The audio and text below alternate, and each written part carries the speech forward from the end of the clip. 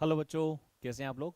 तो आज हम dual nature of matter radiation complete करेंगे, रिवाइज करेंगे 10 मिनट के अंदर। तो देखते हैं, शुरू करते हैं। तो dual nature of matter radiation में बच्चों दो चीजें होती हैं। एक होता है ड्यूअल नेचर ऑफ मैटर, यानी कि मास का ड्यूअल नेचर। ड्यूअल का मतलब होता है दो प्रकार का नेचर, पार्टिकल नेचर भी और वेव नेचर भी। सिमिलरली लाइट के भी दो नेचर, पार्टिकल नेचर भी और वेव नेचर भी। तो कैसे कैसे पार्टिकल नेचर और वेव नेचर होते हैं? क्योंकि हमारे मैटर के पास मोमेंटम होता है तो उसका पार्टिकल नेचर होता है, और क्योंकि उसकी वेवलेंथ भी होती है जो कि आप यहाँ देख रहे हैं, यहाँ पे निकाली गई है। वेवलेंथ ऑफ मैटर, देखो वेवलेंथ ऑफ मैटर निकाली हुई है। Lambda equals to h upon में mv होता है। mv को हम यहाँ पे p लिख देते हैं और काइनेटिक एनर्जी के फॉर्म में डाल कर ये आता है lambda equals to h upon में रूट me के, यानी उसके पास मोमेंटम के साथ साथ वेवलेंथ भी होते हैं, तो वेव नेचर भी होता है। यहाँ पे मैंने लिखा हुआ है डेविसन जर्मन एक्सपेरिमेंट। ये वो नाम है बेटा जो बताता है कि हमारा जो पार्टिकल नेचर है वो तो मोमेंटम की वजह से है ही। वेव नेचर क्यों है? क्योंकि उसके पास एक वेवलेंथ है। और ये किसने बताया? ये बताया डेविसन जर्मन एक्सपेरिमेंट ने। Similarly particle nature of radiation किसने बताया? रिफ्लेक्शन ने और रिफ्रैक्शन ने। और वेव नेचर बताया इंटरफेरेंस ने, डिफ्रैक्शन ने और फोटो इलेक्ट्रिक इफेक्ट ने, जो कि हमें यहाँ पे पढ़ना है। आगे चलने से पहले हम समझ लेते हैं कि इलेक्ट्रॉन किसी सरफेस से कब कब निकलता है। तो मैंने यहाँ पे लिखा हुआ है इलेक्ट्रॉन को निकालने के लिए हम सरफेस को हीट कर सकते हैं। अगर मैं किसी सरफेस को हीट करके वहां से इलेक्ट्रॉन निकाल लूँ, इसे बोलते हैं थर्मोआयनिक एमिशन। अगर मैं स्ट्रॉन्ग इलेक्ट्रिक फील्ड लगा के 10 टू द पावर 8 वोल्ट पर मीटर की इलेक्ट्रिक फील्ड लगा के इलेक्ट्रॉन को निकालूं तो उसको बोलते हैं फील्ड एमिशन। किसी इलेक्ट्रॉन को बम्बार्ड करा के वहीं से इलेक्ट्रॉन निकालूं, इसे बोलते हैं सेकेंडरी एमिशन। और लाइट डाल के इलेक्ट्रॉन निकालूं तो उसको बोलते हैं फोटो इलेक्ट्रिक एमिशन। अब हर लाइट से इलेक्ट्रॉन निकल जाता है क्या सर? नहीं, हर लाइट से नहीं निकलता। आपको आपकी सरफेस पे एक फ्रीक्वेंसी होती है, सरफेस की एक फ्रीक्वेंसी होती है, उसे बोलते हैं थ्रेशोल्ड फ्रीक्वेंसी।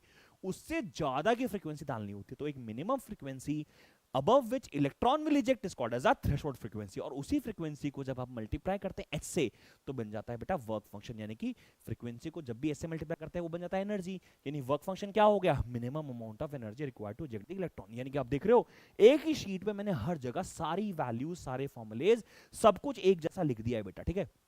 अब आगे बात करते हैं फोटो इलेक्ट्रिक इफेक्ट के सेटअप की।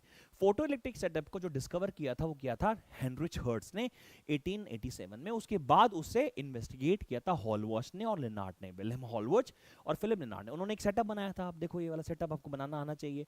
इसके अंदर एक प्लेट है जिस पे लाइट पड़ेगी। देखो यहाँ से लाइट का सोर्स है, यहाँ से लाइट पड़ेगी तो इलेक्ट्रॉन बाहर निकलेगा। जिससे बाहर इलेक्ट्रॉन निकल रहा है उसे बोलते हैं एमीटर। लेकिन चूंकि इलेक्ट्रॉन एमिट कर रहा है इसे हम बोल देते हैं कैथोड। और चूंकि ये इलेक्ट्रॉन एक्सेप्ट करेगा इसे बोल देते हैं एक्सेप्टर। लेकिन चूंकि नेगेटिव बनेगा तो उसे बोल देंगे एनोड, ठीक है जी। इसे बोल देंगे फोटोसेंसिटिव सरफेस। ये आप देख रहे हो यहाँ पे कम्यूटेटर लगाया हुआ है। कम्यूटेटर का बड़ा सिंपल सा काम है, की तरह काम करता है। इमेजिन करो ये यहाँ से जोड़ दिया और यहाँ से जोड़ दिया, तो आप देखो सी पे कौन कनेक्टेड है? सी पे, सी पे, सी पे, सी पे पॉजिटिव कनेक्टेड है, सही है क्या?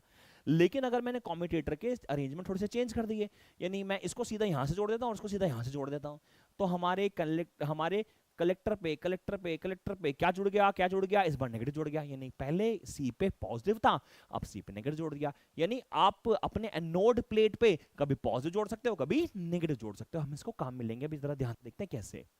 सबसे पहले आप देखो कि जब भी हमारी फोटो सेंसिटिव सरफेस पे लाइट पड़ती है, लाइट क्या ले रही है? लाइट ला रही है सर फोटॉन्स। अब जितने ज्यादा लाइट आ रही है उतने ज्यादा फोटॉन्स आ रहे हैं। जितनी ज्यादा लाइट की इंटेंसिटी है उतने ज्यादा फोटॉन्स है। जितने ज्यादा फोटॉन्स है उतने ज्यादा ही इलेक्ट्रॉन बाहर निकलेंगे, और जितने ज्यादा इलेक्ट्रॉन बाहर निकलेंगे उतना ही ज्यादा फोटो इलेक्ट्रिक करंट होगा। यानी कि अगर फोटो इलेक्ट्रिक करंट का इंटेंसिटी के साथ ग्राफ बनाया जाएगा तो ग्राफ कैसा होगा बेटा? स्ट्रेट लाइन आएगा। बात समझ में आ रही है मेरी?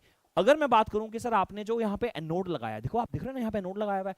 अगर आपने यहाँ पे एनोड पे, थोड़ा बड़ा कर देता हूँ उसको मैं, अगर मैंने यहाँ पे एनोड पे पॉजिटिव लगाया बेटा, तो आपका जो इलेक्ट्रॉन निकला वो खिंचा चला जाएगा। यानी कि धीरे धीरे धीरे अगर फोटो इलेक्ट्रिक करंट को पोटेंशियल के साथ प्लॉट करूं तो धीरे धीरे धीरे धीरे देखो आपका करंट बढ़ेगा और will achieve a maximum value called as saturation current. लेकिन अगर मैंने इसे नोड पे नेगेटिव लगाया तो सर ये इलेक्ट्रॉन जो रिपेल करेगा, तो धीरे धीरे धीरे धीरे धीरे करंट क्या हो जाएगा? रिड्यूस हो जाएगा, और वो हो जाएगा कितना? जीरो। यानी कि ऐसा पोटेंशियल नेगेटिव जो कि इस एनोड पे लगाया ताकि हमारा करंट ही जीरो हो गया, उसे बोल दिया गया बेटा स्टॉपिंग पोटेंशियल। क्या बोला उसको?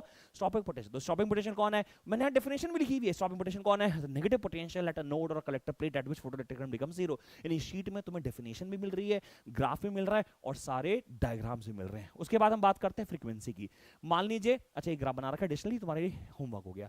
मान लीजिए आपने फ्रीक्वेंसी की बात की, आपने मान लीजिए लाइट की फ्रीक्वेंसी बढ़ा दी, जो एनर्जी आप इंसिडेंट कर रहे हो उसकी फ्रीक्वेंसी बढ़ा दी। जैसी फ्रीक्वेंसी बढ़ाई, जो इजेक्टेड इलेक्ट्रॉन है उसकी काइनेटिक एनर्जी बढ़ गई। अब जब काइनेटिक एनर्जी बढ़ गई तो रोकने के लिए जो स्टॉपिंग पोटेंशियल है वो भी तो बढ़ बढ़ जाएगा। यानी अगर मैं फोटो इलेक्ट्रिक करंट को प्लॉट करता हूं कलेक्टर प्लेट के साथ और फ्रीक्वेंसी को चेंज करता हूं, किसको चेंज कर रहा हूं बेटा, फ्रीक्वेंसी को चेंज कर रहा हूं, तो जैसे जैसे मैं फ्रीक्वेंसी बढ़ाऊंगा वैसे मेरा स्टॉपिंग पोटेंशियल बढ़ता जाएगा। तो एग्जाम में क्या आएगा, एग्जाम में आएगा draw the graph between photo electric current and energy, graph बना दोगे, draw a graph between photo electric current and anode potential बना दोगे, draw a graph for a photo electric current and frequency, तो frequency के साथ कोई variation नहीं होता बट स्टॉपिंग पोटेंशियल चेंज होता है। अब ये बात समझ में आ गई, अगर आप ध्यान से देखो यहाँ पे लिखी हुई भी है कि जैसे जैसे आप इंसिडेंट फोटोन की एनर्जी बढ़ाओगे तो फ्रीक्वेंसी बढ़ेगी तो एनर्जी बढ़ेगी, फ्रीक्वेंसी बढ़ाओगे एनर्जी बढ़ेगी, एनर्जी बढ़ेगी तो जो इलेक्ट्रॉन निकल रहा है उसकी काइनेटिक एनर्जी बढ़ जाएगी, और जब काइनेटिक एनर्जी बढ़ जाएगी तो उसको रोकने का स्टॉपिंग पोटेंशियल भी बढ़ेगा। यानी frequency is directly proportional to stopping potential.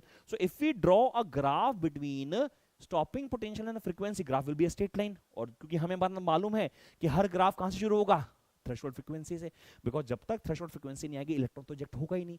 तो ग्राफ कैसा गया, स्ट्रेट लाइन आ गया, स्ट्रेट लाइन आ गया बट वो ओरिजिन से शुरू नहीं हो रहा। इसकी जो स्लोप है बच्चों वो क्या देगी, वो देगी h अपॉन में e, और उसका जो इंटरसेप्ट देगा वो देगा -1 अपॉन में e। अब ये स्टॉपिंग पोटेंशियल और फ्रीक्वेंसी के बीच का ग्राफ है। अगर सेम क्वेश्चन आपको पूछ लिया जाए कि काइनेटिक एनर्जी और फ्रीक्वेंसी का ग्राफ क्या होगा, तो स्लोप ग्राफ सेम बनेगा बेटा, लेकिन स्लोप क्या देगी, स्लोप देगी सर h, देख रहे हो h लिखा हुआ है, और इंटरसेप्ट क्या देगा, वो आपको देगा बेटा -φ0। मेरे ख्याल में आपको बात समझ में आ गई है यहाँ तक, बोलो हाँ या ना। अब अगर मैं बात करूं बेटा आइंस्टीन इक्वेशन की, आइंस्टीन इक्वेशन क्या है, आइंस्टीन इक्वेशन कहती है कि आप देखो आपके फोटोसेंसिटिव सरफेस पे लाइट पड़ रही है, आप देखो ना E equals to h nu, energy of photon आ गई, जैसे ही लाइट पड़ी इलेक्ट्रॉन बाहर निकला, तो इलेक्ट्रॉन ने एनर्जी दो जगह इस्तेमाल कर ली, कहां कहां इस्तेमाल करी, पहला निकलने के लिए और दूसरा आगे चलने के लिए। यानी कि energy of incident photon is utilized in two parts, work function में और दूसरा काइनेटिक एनर्जी में। E की जगह h न्यू डाल दिया और फाई नॉट की जगह हमने फॉर्मूला देखा था, देखो फाई नॉट का फॉर्मूला क्या बताया था, फाई नॉट का फॉर्मूला, फाई नॉट का फॉर्मूला, फाई नॉट का फॉर्मूला, ये फाई नॉट का फॉर्मूला कितना बताया था, h नॉट डाल दिया, ये देखो फॉर्मूला सॉल्व करा, ये आंसर आ गया। तो ये इक्वेशन आ गई। इस इक्वेशन में बहुत ज्यादा आपके फॉर्मूले पूछे जाते हैं, तो ये जो शीट आपके लिए कैसे हेल्पफुल होगी, आपको सारे फॉर्मूलेज, आपको सारे डायग्राम्स, आपको सारे ग्राफ एक ही जगह एक ही शीट पे आपको मिलने वाले हैं बेटा। उसके बाद अगर हम यहाँ देखें, ये क्या हो गया जी, अगर इसके बाद हम यहाँ देखें, हमने यहाँ पे क्या किया हुआ है, देखो यहाँ पे हमने फॉर्मूला निकाल दिया था, हम ड्यूअल नेचर ऑफ मैटर की बात कर रहे थे, हमारा डी ब्रोगली का फॉर्मूला आ गया, lambda equals to h upon में p, और सोल्व करके हमने निकाल दिया lambda equals to h upon में √2m e के। अब चूंकि आपको पता है कि कोई भी प्लेट से नेगेटिव प्लेट है, इमेजिन करो, और यहाँ इलेक्ट्रॉन रखा हुआ है, आपने इसे धक्का मार दिया, रिपेल हो जाएगा, तो ये चलने लगेगी। तो जो काइनेटिक एनर्जी आई है वो क्यों आई है, क्योंकि इसके ऊपर वर्क डन हुआ है। वर्क डन किसने किया, इस प्लेट ने किया जिसने इसे एक्सेलरेट किया है, तो वर्क डन किसके बराबर आएगा, Q इंटू वी ACC के बराबर आ जाएगा। यानी काइनेटिक को किसके बराबर कर सकते हो आप, E इंटू वी ACC के बराबर कर सकते हो। तो काइनेटिक की फॉर्मूला यहाँ पे डाल दोगे तो फॉर्मूला से याद कर लोगे क्या, lambda is equal to h upon में √2m e v ACC, तो फॉर्मूला मिल गया। यानी कि अगर किसी भी इलेक्ट्रॉन को, दिस इज फॉर इलेक्ट्रॉन, अगर किसी भी इलेक्ट्रॉन को आप एक पर्टिकुलर एक्सेलरेटिंग पोटेंशियल से एक्सेलरेट करोगे और इनकी सबकी वैल्यू डाल दोगे तो तुम्हारे पास फॉर्मूला आ जाएगा lambda is equal to 12.27 upon में 100 VACC एंगस्ट्रॉम। क्या आएगा यहाँ पे, एंगस्ट्रॉम आएगा। यानी अगर आपसे मैं सवाल बोलूं कि मान लो जी एक इलेक्ट्रॉन है, उसको 100 वोल्ट से एक्सेलरेट करा दो, तो बोलो कितनी वेवलेंथ बनाएगा वो, भाई जब 100 वोल्ट से किसी इलेक्ट्रॉन को एक्सेलरेट कराएंगे तो चलेगा, और जब चलेगा तो उसके पास वेवलेंथ आएगी, वेवलेंथ कितनी आएगी, वेवलेंथ का फॉर्मूला ये होगा, कितना आएगा सर 12.27 अपॉन में √100 यानी कितना आ गया 1.227 एंगस्ट्रॉम। ये हमारा आंसर आ गया। अब मुझे बताओ इसे खत्म करने में मिला लगा 8 मिनट 30 सेकंड। तुम 10 मिनट में कर सकते हो, तुम 15 में भी कर सकते हो, तुम और आराम से करोगे तुम आधे घंटे में कर लोगे।